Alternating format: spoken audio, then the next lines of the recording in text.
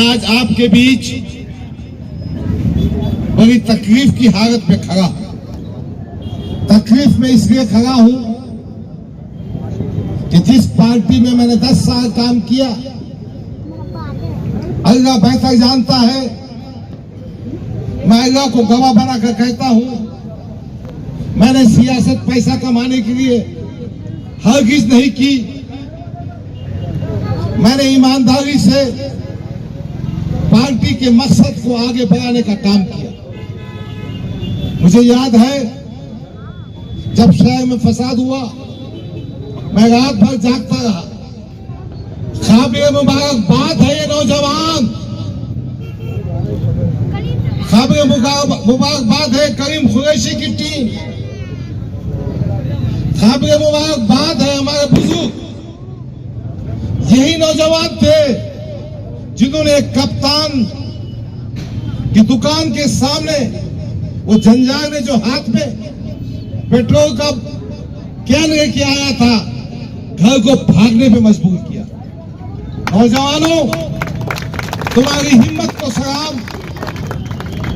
तुम्हारी वजह से ही हमारी दुकानें जलने से बची, तुम्हारी वजह से ही हमारी माओ बहनों की अस्पतालें महफूज रही, तुम्हारी वजह से ही हमारे अमन और अमान रहा।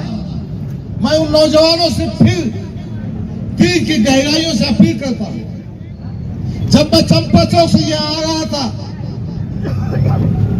मैं इतना आप दीदा हो गया था।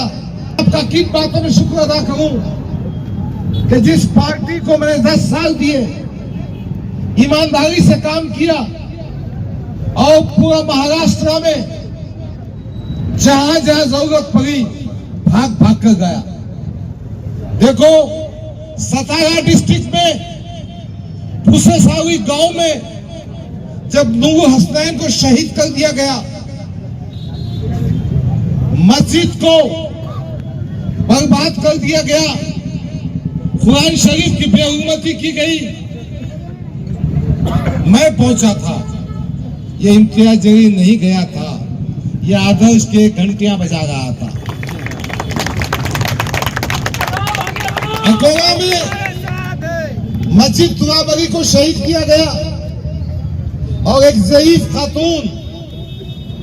मेरा मानना यह है, जब आदमी क़ियादत करता है, जब वो लीडर बनता है, तो उसकी अपनी माँ होती है, मगर हर माँ उसकी अपनी माँ होती है। जुगनू बी को पेट्रोल डाल के जला दिया गया। मैं वहां पहुंचा, मैंने मारी एयानत की।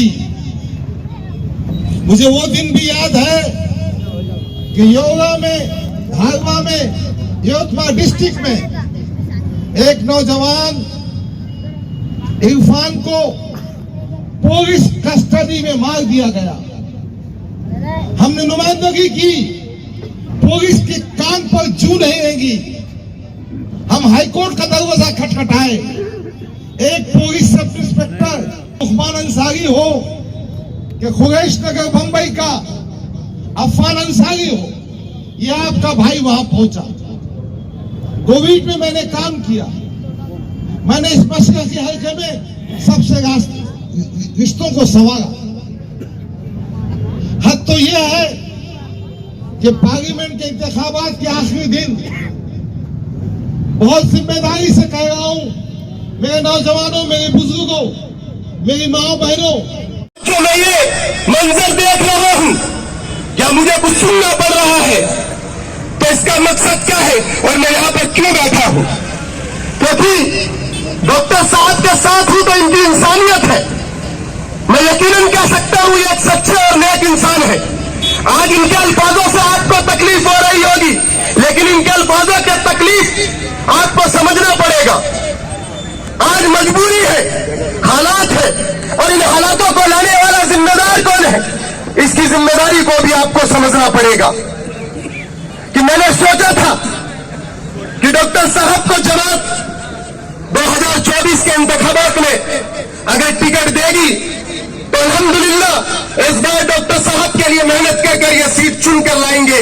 और जो एक शख्स सत्ता के नशे में चूर बैठा है, उसकी इस सियासत जो कि हमारे मुस्तकबिल के खिलाफ है, हमारे नस्लों के मुस्तकबिल के खिलाफ है, जिन्होंने अवाम के मुस्तकबिल को छीन लिया, सिर्फ सत्ता के नशे में वो गुरूर इंसान बैठकर आपका ही नहीं, डॉक्टर साहब का ही नहीं, पूरे महाराष्ट्र के मुसलमानों का, मेरे 12 साल की कुर्बानियों को जमा करने वाले का नाम इम्तियाज जलील है। और मैं यहां पर इम्तियाज जलील के खिलाफ आया हूं और आपको बताने आया हूं कि आपको सोचना पड़ेगा, आपको समझना पड़ेगा उनकी साजिशों को, उनके चेहरे पर जो नकली मुस्कुराहट है, जो मुस्कुरा के वो चेहरे पर फरेब रखते हैं, उनके दिल में कितनी किरण है। अरे मेरा कसूर क्या था मेरे भाई?